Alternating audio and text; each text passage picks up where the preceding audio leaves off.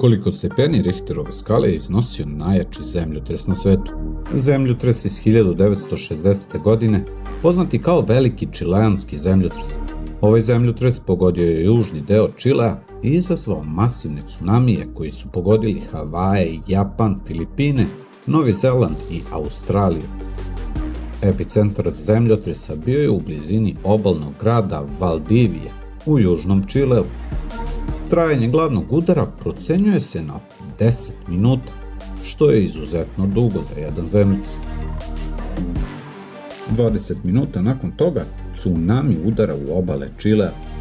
Pojedini talasi su dostizali visinu do 20 metara, što je prouzrokovalo ogromnu štetu i gubitak ljudskih života u obalnim područjima.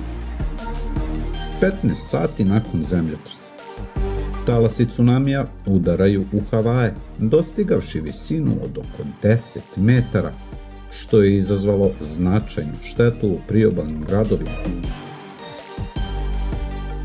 Talasi su čak stigli do Japana za oko 22 sata. Bili su visine od oko 5 metara.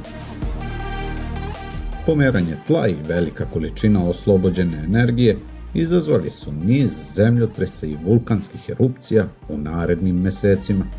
Pojedine oblasti Čilea bile su trajno transformisane sa pojavom klizišta i pukotina.